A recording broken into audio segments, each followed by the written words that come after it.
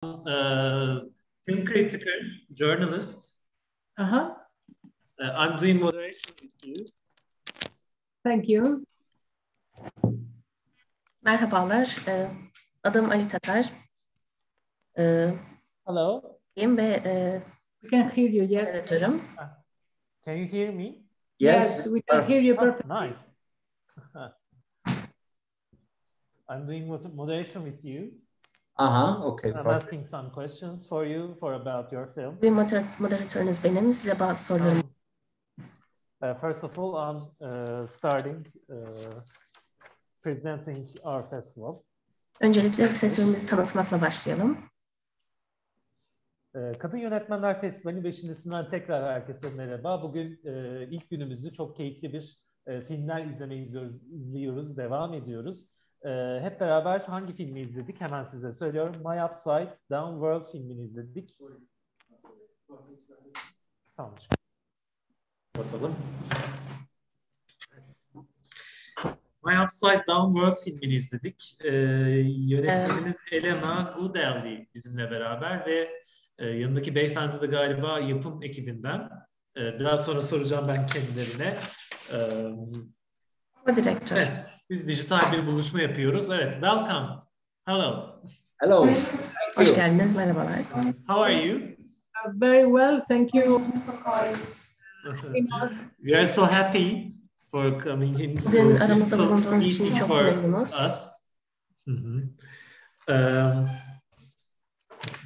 First of all, what do you think about, can you tell us your director adventure, how it started? Sormak istediğim soru. Yönetmenlik maceralarınız hakkında, filmin çekim süreci hakkında. I didn't understand. Sorry, because it overlaps with translation. Can you tell me just before the question in English? Because it overlaps the. Oh, sorry.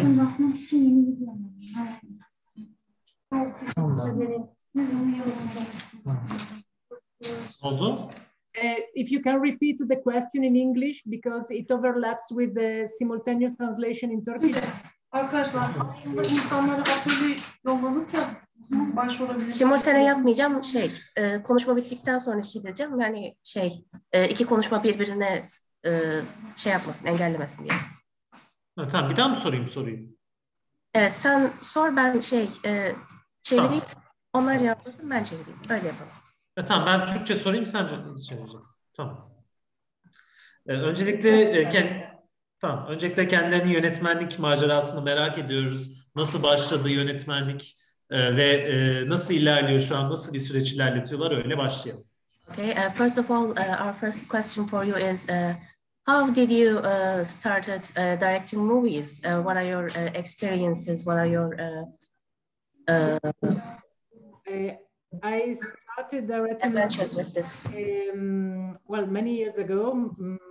Our first movie, because me with Angel, we co-directed since many years. We started with our first film in 2004, but we came from the television background. We worked at the beginning in television. I started after university, and I started in Canal Plus Spain, and I make my experience there. So from there, I began to be deeply interested in documentary narrative, and yes, we started to produce and direct our film since 2004. And I said the first film I direct on my own, it was a film for Spanish television about a female illness in 2012, about endometriosis. And I think I consider it like my directing debut. Yıllar önce 2004 yılında yönetmenlik hayatına başladım. Televizyonla başladım. Üniversiteden sonra deneyim kazanmak için bu işe katıldım. Daha sonra da belgesel çekimiyle ilgilendim ve 2004 yılında bir İspanyol televizyonunda ilk işim olarak bir kadın hastalığı olan endometriosis ile ilgili bir belgesel yaparak bu işe başladım. Evet, çok güzel. Bu arada yanındaki eşinin görevi neydi acaba film için? Onu da merak ediyoruz. Angela Esteban başta tanıtırken yönetmenlerden birisi, co-direktör olarak tanıtıldı kendisi. Evet, tamamdır. Aynı zamanda kurguyu da yapmış, edit. Evet, evet. Hı hı. Şimdi biraz da bir filmin sürecinden bahsedelim. Bir dağ sporu hikayesi aslında biyografik belgesel tadında. Tabii birazcık da kurmaca bölümleri de var diye düşünüyoruz. Çünkü gayet de güzel ilerliyor aslında. Biraz film tadında bir belgesel. Bunun süreci nasıl başladı ve bu hikayeyi belgesel haline getirme fikri nasıl ilerledi? Onu soralım. Okay. First of all, it's actually a movie about a sport, some kind of hiking sport, and it's a bio-documentary. And we are interested in how did you decided to design this movie in a documentary way. And of course, there are some fictional elements in the movie, but how did you combine them with documentary? Yeah, that's a very interesting question. Thank you, because I was always been interested in telling stories about women and also about women in the sport surrounding, meaning they always thought that women needed to have their place in society and also in sport, and they have the same capability of men.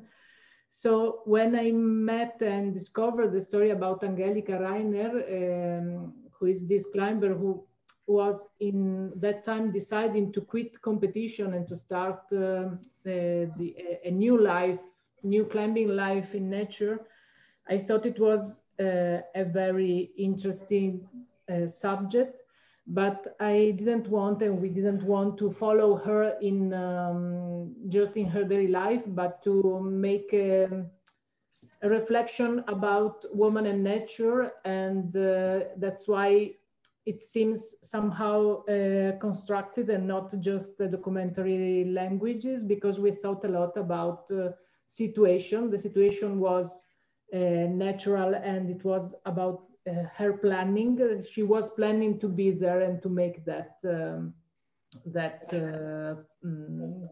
climbing journey. But at the same time, I decided to put other women in the narration. So to start with the poetry of Iceland, and finding some women also in Switzerland and other places, to make a narrative not only about Angelica, but about as a metaphor.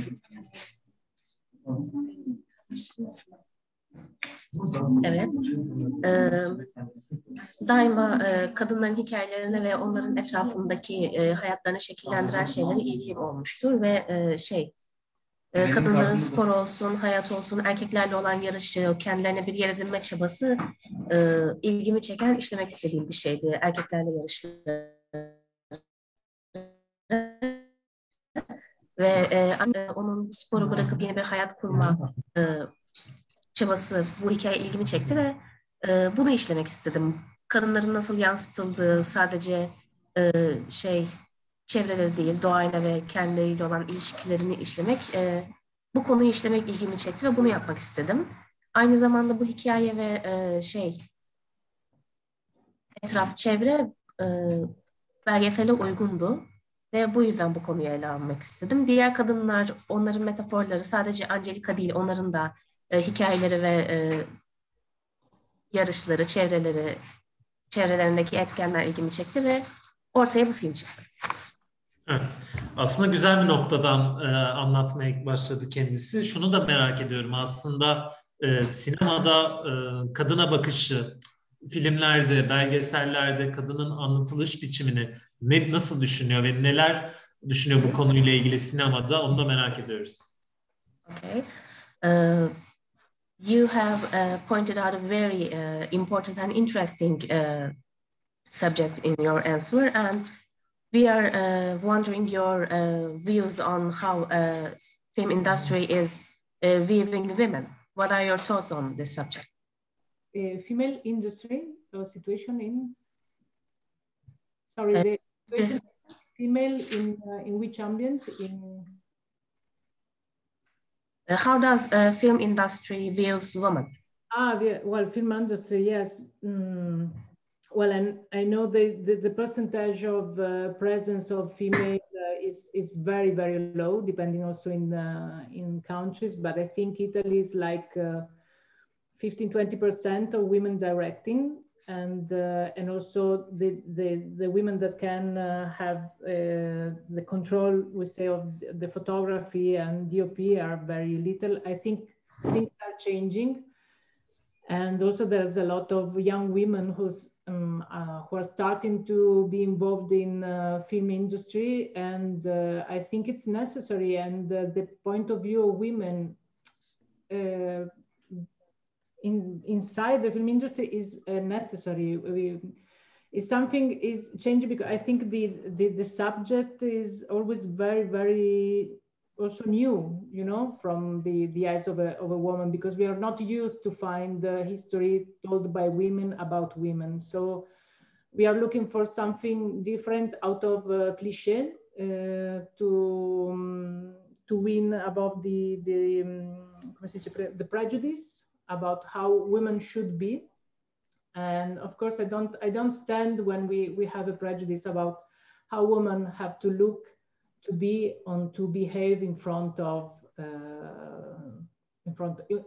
in life, in front of other people.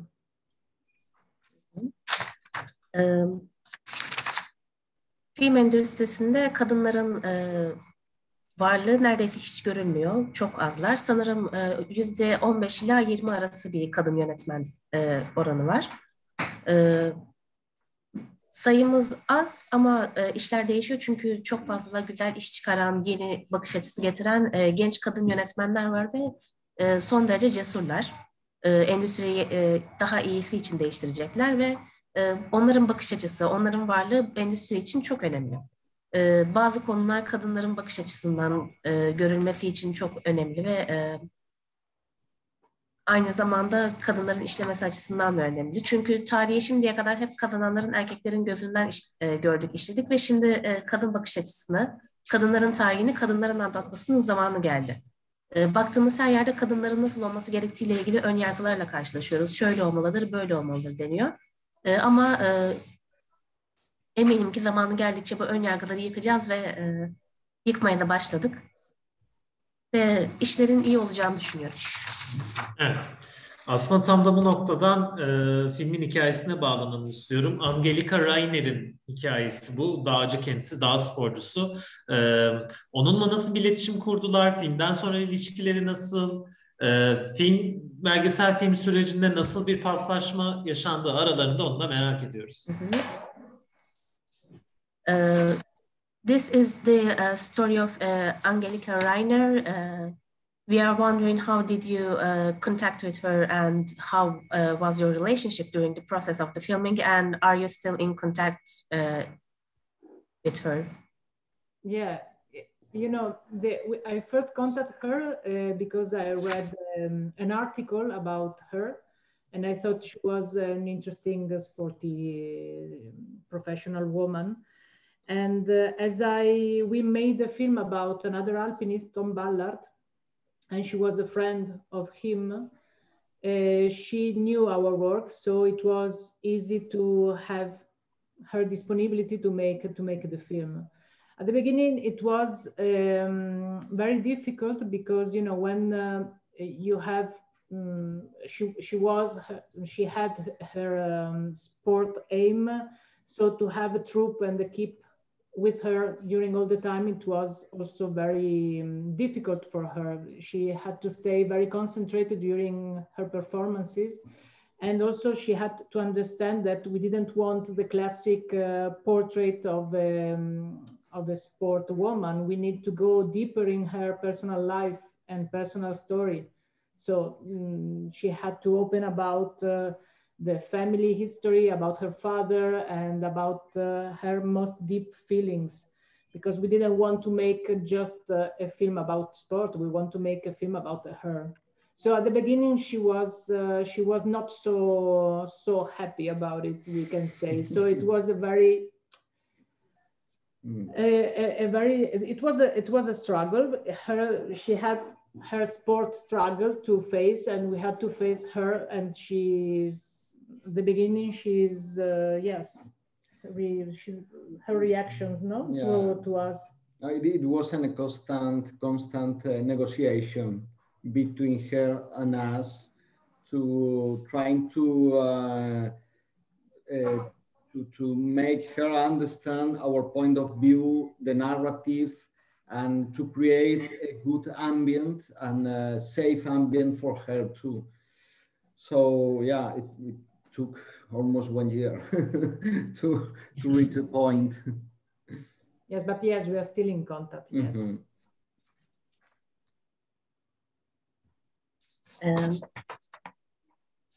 Onunla ilgili bir makale okumuştum ve Angelica Reiner'den böyle haberim oldu ve makale çok ilginçti. Daha önce benzer konuda başka bir film yapmıştık ve bu film aracılığıyla Angelica'yı tanıyan birisiyle iletişime geçerek onunla tanıştık. O bizi tanıştırdı. Başlangıçta çok zordu çünkü yaptığı spor gerekçesiyle Angelica'nın konsantrasyonu biraz zordu, zaman ayarlamaları sıkıntı oluyordu. Ayrıca başlangıçta zorlanmamızın sebeplerinden bir tanesi de bizim klasik bir spor kadını hikayesi istemememizdi.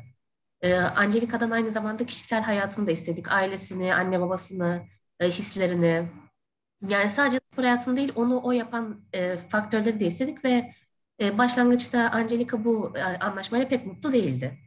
O yüzden onun bakış açısını, onun yaşadıklarını, onun için güvenli bir ortam oluşturmak biraz zor oldu ve onu ikna etmemiz neredeyse 1 yılımızı aldı ama ortaya güzel bir ürün çıktı ve şimdi de hala görüşüyoruz.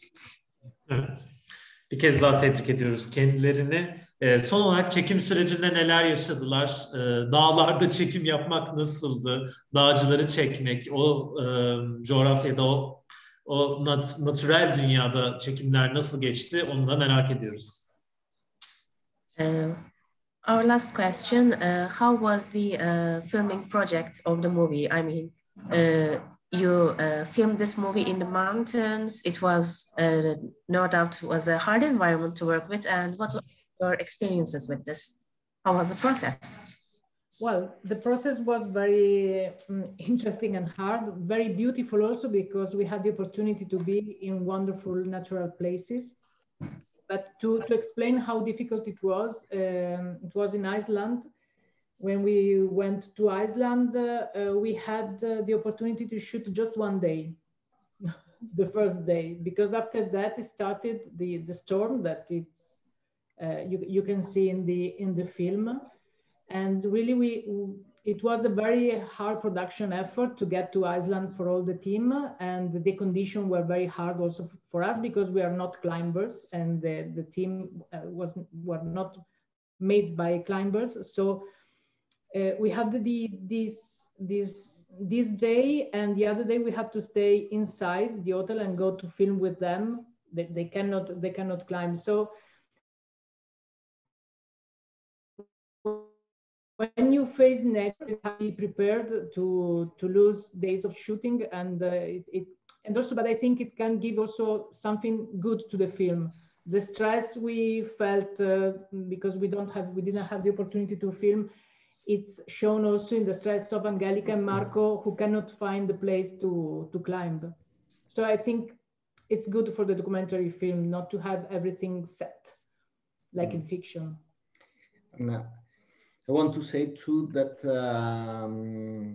we had the pleasure of work with a very nice and pro crew who make everything easy for us too. The DOP, the sound recordist, everyone. So it's really important in that kind of condition to have a very strong team, and we have it. So yeah, it was yeah, it was.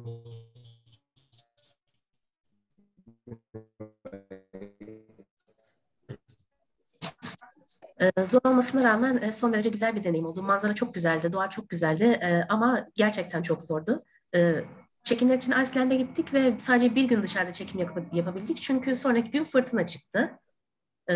Hava koşulları bizi yarı yolda bıraktı gibi oldu. Biraz zor bir prodüksiyondu çünkü hem hava koşulları yüzünden hem de bir tırmanıcı değiliz. Buna alışkın olmadığımız için biraz zorluk yaşadık. E, Diğer günlerde hep içeride çekim yaptık olumsuz hava koşulları yüzünden. E, Bu zor koşullar yüzünden çoğu çekim günü kaybettik ama yine altından kalkmayı başardık. Aynı zamanda yardımları için, bu zor yolda bizi yalnız bırakmadıkları için ve ellerinden gelen en iyisini yaptıkları için çekim ekibimize de çok teşekkür ederiz. Onların yardımıyla bu film oldu. Onlara sahip olduğumuz için çok şanslıyız. Evet. Congratulations for your film. We loved so much, so much. Finally,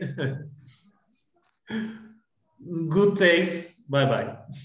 Thank you very much. Thank you to you, Goatelli, and all the staff and the festival. Thank you so much. And, Thank you. Thank you. Great festival. Thank you for having us. Thank you. Bye bye. Bye. Bye.